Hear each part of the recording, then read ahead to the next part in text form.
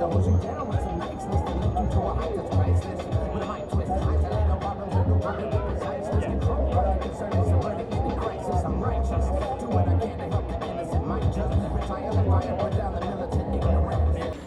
we're in the city at the front of the Melbourne Town Hall at the Homeless Persons Union anti-security guard speak out in front of the banner here that people have made, which is awesome.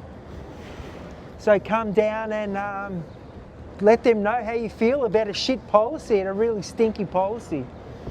Something that we should really be pissed off about. It's an attack on our rights to use public space. So yeah, come down and have your say.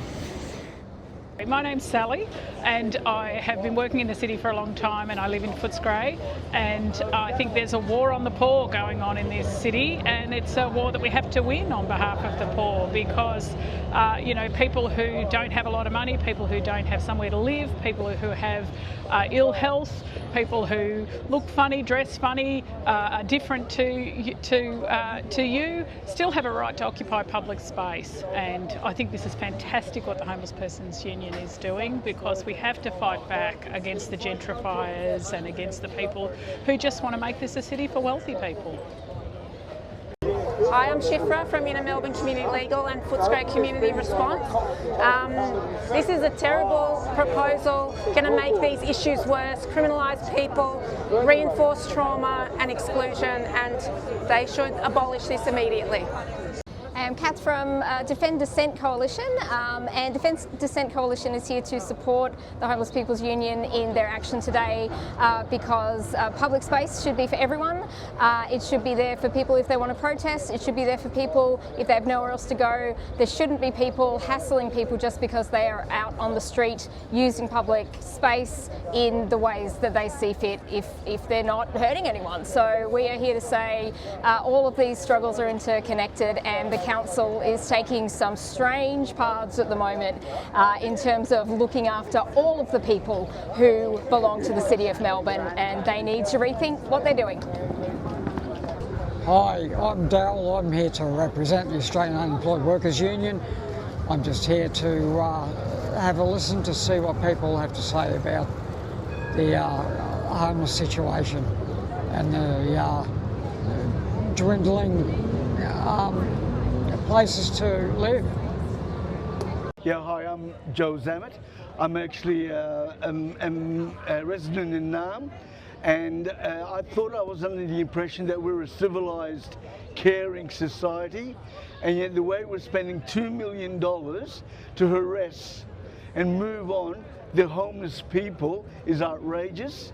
I think it's so unfair, and yeah, we ought to be ashamed of ourselves. That $2 million plus needs to be caring for the homeless, providing accommodation, safety for the homeless. And whilst we've got a housing crisis here and the Labor government is tearing down all these public buildings, it only exacerbates the problem. I am outraged, and I want this to be dealt with in a very constructive way, in a caring manner. So thank you for the opportunity for me to talk.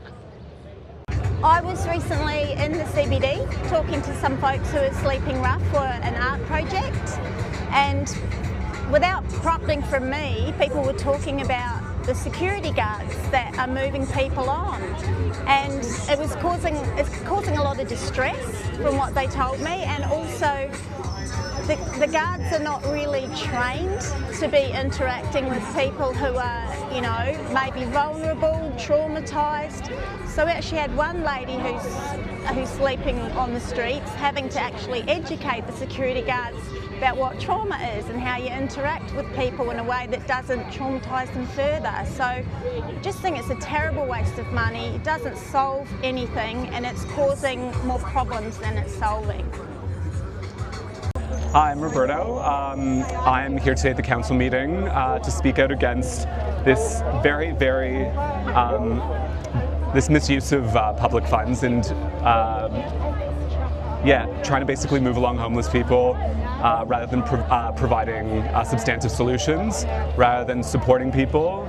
we are surveilling and criminalizing them, which is not okay and should make people angry. I encourage people to speak out and to share their voices.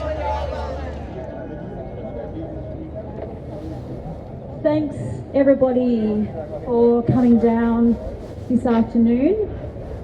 This is a homelessness speak out about the City of Melbourne's private security agenda, an anti-homeless agenda to remove people that are unhoused from the streets of the CBD, and people feel like they don't have a right to exist and they feel very intimidated and they feel really shit, and it's really gives them a bad day, makes things even worse.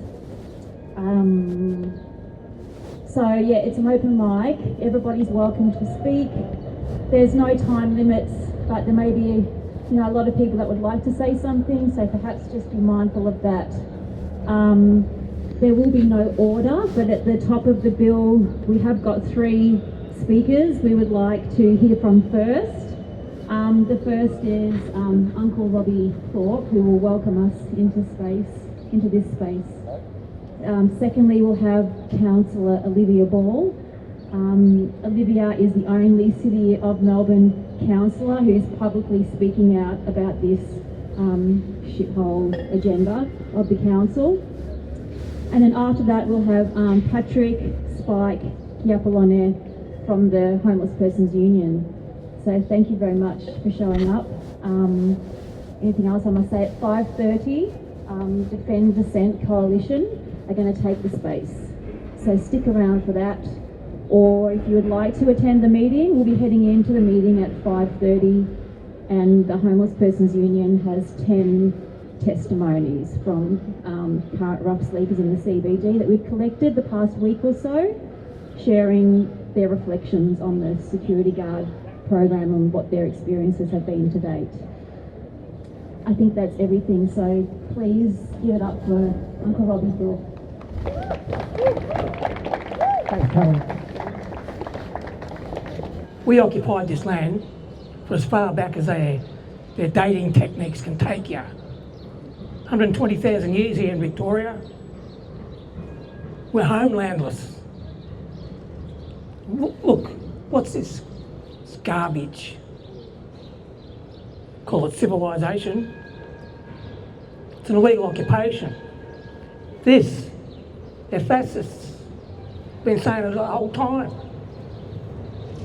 If you allow this to manifest, you know what's going to happen. Right? There's no economics in oppressing the original people no more. So it's the poor people and the most vulnerable. It's how they roll. But it's an illegal occupation. If it wasn't for the acts of terror and the policies of genocide, you wouldn't be here. In fact, I see a couple of blackfellas there. There's not many blackfellas here.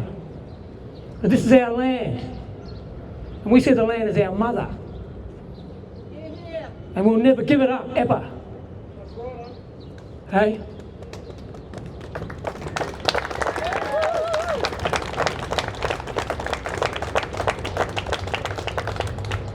Australia's a fascist. I say it's like a Nazi wet dream. It is for our people. Maybe people can start to realise that's true. Have a look at its history here. It's disgusting. You know? Or to live in a box. I think it's important that we recognise Aboriginal people. It's their land. And we looked after the land. We're in good health. We had need of nothing. Colonisers brought nothing here other than diseases, racism, hatred. Not much more than that. So we need to stand up. I have a little saying, Australia's never had a revolution, but it's always been revolting. It's like it's the end of the day. Now, trashed everything in this land. Everything. You know, Victoria, the worst of them all. This is where the first constitution came from, here. Here. Victoria.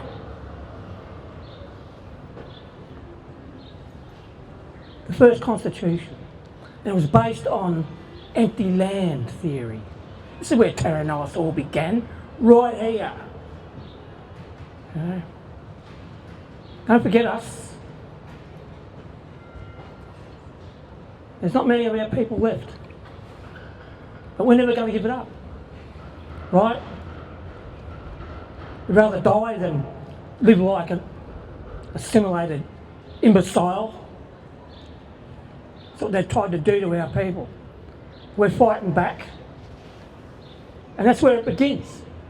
They can't justify it. So what is the deal that they did for this housing here? For these 44 towers? You know, it's a real issue. Let's gather these people together.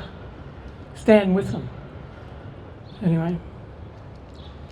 So we'll just keep fighting. Don't ever give up. Ever. It's our land. You don't get things from acts of genocide. You don't get to own things. Acts of terror, lies. That's what your country's built on, Australia. What a ridiculous name. Are you Australian? Yeah, you are. What a name. Come up with something better than that, can't you? Anyway, we had some beautiful names for this place. And I want to recognise the people who did live here in harmony with the land, with the people. Yeah. That's the civilisation, folks, when you can do that. It's a lame excuse for a civilisation, Australia. You know, just peel back all the lies and you see what it's really all about. And they can get away with doing this, pressing people, because that's how they do things. You know, pressing the most vulnerable people. Anyway, they made a mistake when they took us on. We don't give it up, ever. Thank you.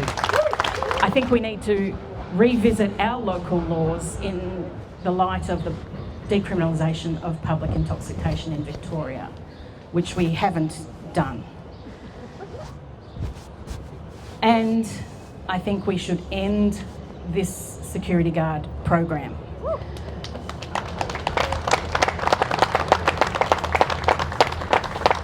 I would like this council to reinvest that $2 million, which is only for the first year, in social programs, in consultation with people experiencing homelessness, mental illness, or using drugs, and their representative organisations.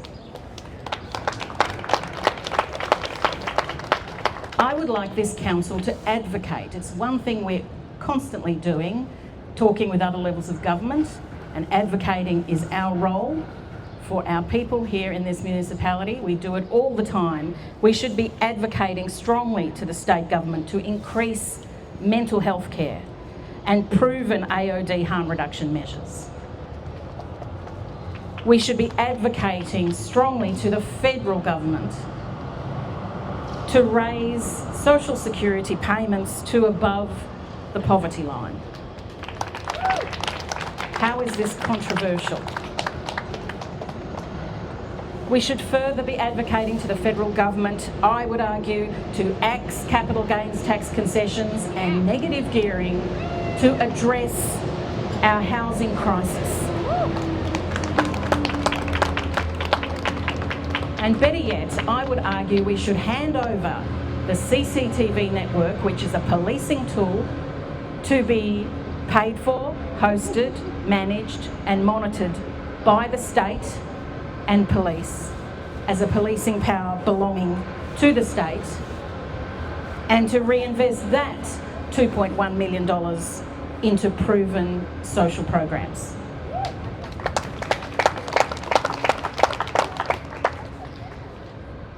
Let's call this security guard program for what it is. It's setting the power of the state against our most defenceless citizens, our sickest, poorest, most traumatised citizens. And it's not evidence-based. Policy that is not evidence-based is not responsible. It's not fiscally responsible. It's an irresponsible use of public money because there's no evidence that it will work. Council plans that don't work are a waste of public money. And we know what does work. As I've said, we need to work with people affected and their representative organisations and look at the evidence. You will all be familiar, I'm sure, with justice reinvestment. It involves redirecting money from punitive law and order measures to rebuild communities and community infrastructure. It involves addressing the causes of offending by investing in social justice. Justice reinvestment, we know from the evidence, both saves money and creates safer communities for everyone. The Lord Mayor said in his election campaign last year, and I quote, "I want to give our rough sleepers a hand up and ensure that the support is there to help them get back on track and rebuild their lives."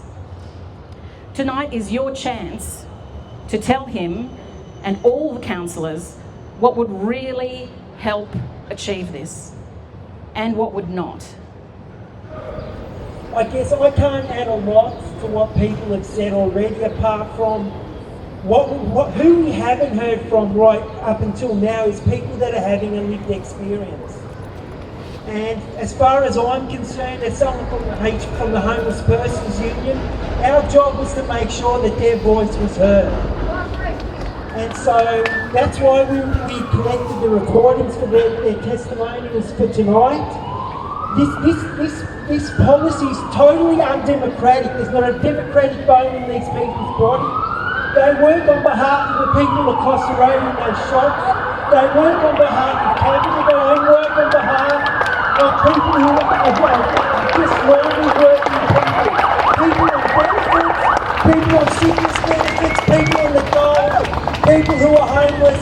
And it's time that their voices were heard also. And so as people from the Homeless Persons Union, we thought it was our job to make some.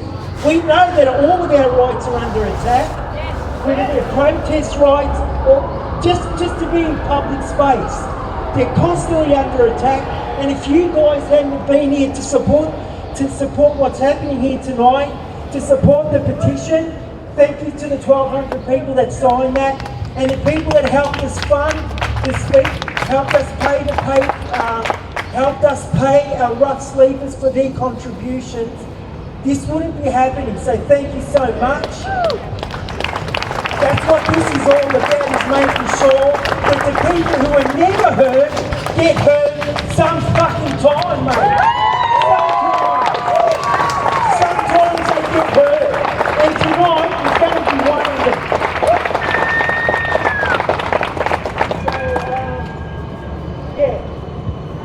Thanks so much. Is anyone else that's actually that's homeless right now want to speak? We have other areas that are supposed to assist, and they keep passing off these people to other areas to act when they are in position to act. So it's important that we let these people know that our voices are so important. They're in positions to act. If they've got permission to do things, well, then we expect it to happen. We are not waiting anymore.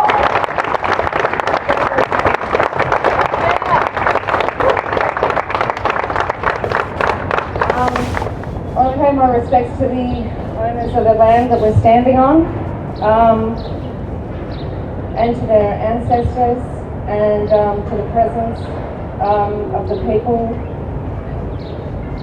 who this country belongs to, who are standing with us in spirit and in their bodies here today. This is a really painful thing for us with lived experience to speak about, actually. So I want to pay my respects to the people who have lost their lives in these streets through state violence and through state indifference. And that's a pretty long history now, and it involves a lot of people. I find it quite, I need to manage the fact that I'm actually really, really angry at the moment.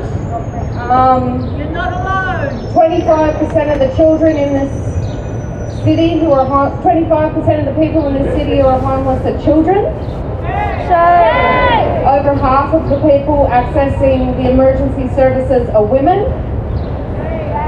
Over a third, or about a third of the people accessing the services are Aboriginal. And these streets don't belong to the police, they don't belong to the council, they don't belong to the government, they belong to the people. If anybody has a right to a voice in this situation, it's the original owners of this country, and it's also the people who are living here 24/7 and have nowhere else to go.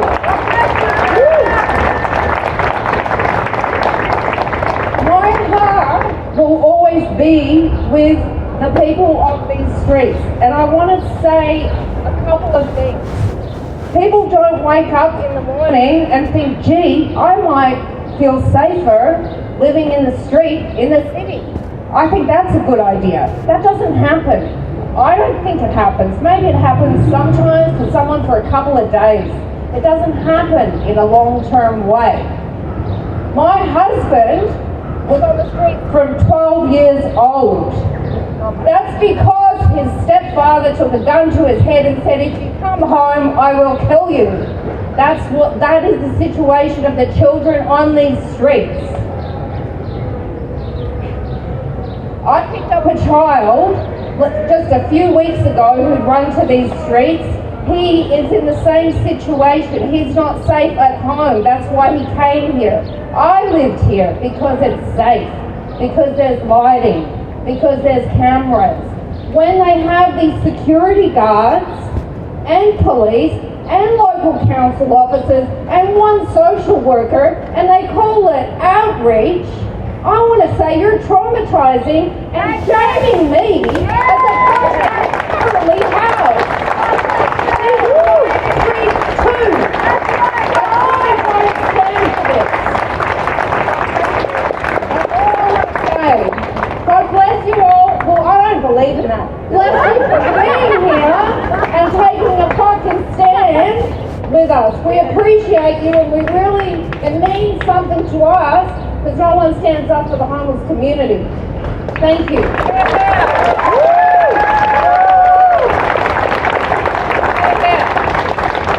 Being homeless is not a shameful thing.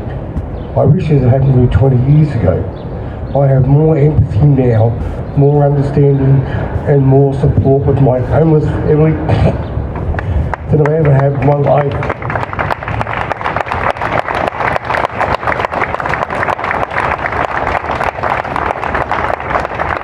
I thought to be homeless you had to be an outright bum, never wanted to work in your life. I drank at a pub near the market and never knew there was food there. I found out there was food there. I found out one place that was box was ticked. Found out where I get a shower, where I get my washing done. The hardest place is finding somewhere to sleep. And this arsehole council wants to make it harder for us. Why? Give us a hand up, not a hand down. Help the homeless. Do something right to ourselves.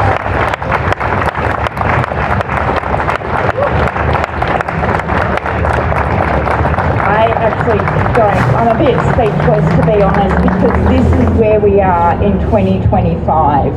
We are meant to be one of the advanced countries in the world, wealthiest countries, yet take a look around. Sorry? Yeah, it is. Yeah. I've got a bit of, I've been homeless in my time, and I work in the sector at the moment, and I have no words. I have, we've got beautiful people speaking and and wanting help and asking for help, and yet the door's just shut on them. And us as service providers and organisations, we're working for a fucking system that we despise, and that's my biggest struggle working in the system, is working under the colony, despising everything that happens to these beautiful people, to us. And yeah, I don't know what to say anymore. I don't know what to... it's good to see people here. Would have been great with a bigger crowd like we normally do, but you know, thanks everyone for coming and speaking and looking after... You've given me the courage to say everyone's buried in a false debt. A debt that didn't exist. And I'd still be in my cooperative home of 29 years if there was a conscionable housing registrar, ombudsman, Supreme Court, not one of them. Hear the primal roar of pain, of anger, my primal scream of wanting to survive. To survive! I'm only subsisting. It was so cold last night and wet the night before. And I'm so grateful that you're here. Thank you, thank you, thank you, thank you, thank you. We've got to shift homelessness out of the normalisation, the sanitisation, and make it the crime that it is. It's a criminal act to leave us homeless. That's right!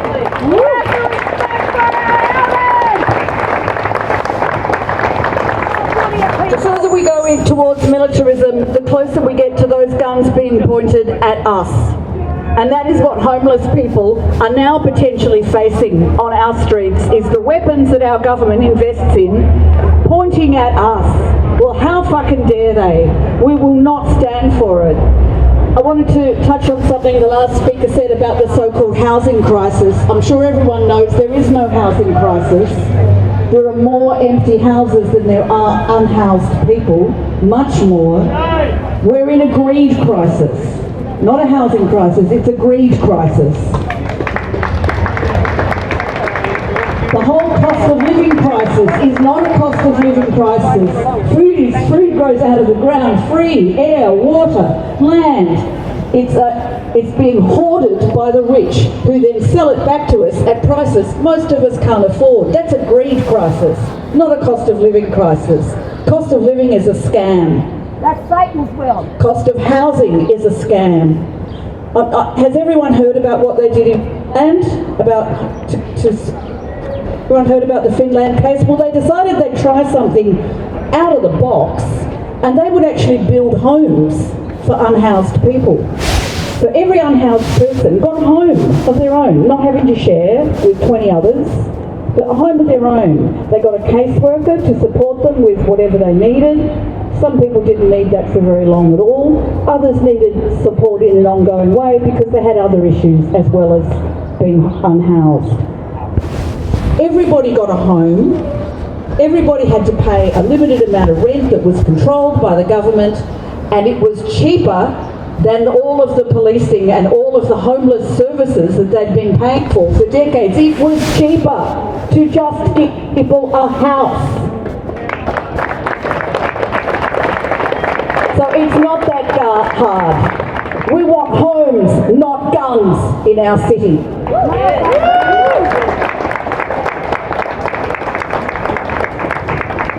I've noted in this state, we have a lot of developers building private properties, taking up a lot of land space, and also impacting upon our public housing sector. So we need to really allow these developers be notified as our government that all those buildings that are being built could be housing people that are actually here and been on the list for a long time, and could also accommodate those who come and visit. So yeah, we need to actually clean up the act of these people who are in positions and abusing them. We have brains and heart and we know what to do. We've just got to form as a team and get these others out so it can turn it around. God bless you. So there's currently nowhere that can help you if you have a disability that requires care or extra support. The services are advertised, they do not actually exist. I've been refused. The Salvos actually laughed at me when I said I needed to be housed with a carer. So this is the environment that people are going to be put in if you move them on. They are already people with nowhere to go. Disability makes up a really high percentage of the disabled population, and it's a lot harder for us to find homes. Even just something as simple as needing a shower that's not over the bath eliminates about half of the even remotely affordable properties on the market at the moment. So we really need to be getting together because this is a massive intersectional issue that affects the entire person. Hey, well, it's an emotional day. I have experienced homelessness as a small child, living in hotels with my mum at about 4 or 5. We were lucky enough to get a public housing property back in the 90s when that was a possibility. And if it wasn't for that, I don't know if I would be here. The public housing estate that I grew up in provided community, it provided safety. As a teenager, we couldn't go anywhere without people's parents looking out for us, each other looking out for us. Nobody went without food, nobody went without anything because we supported each other. The government wants to say that their new fucking housing plan is going to help people. They're actually ripping people out of communities that have taken decades to build. My mum passed away about 6 years ago, and she had a property. It was a 3-bedroom property. We'd all grown up and moved on. And on paper, it looked like one woman living in a 3-bedroom property. However, that property was open to anyone in our community in Paran who was experiencing homelessness. It was a shelter for people who were unsafe. It was a place where she could give space to her children, her grandchildren. It was a community house.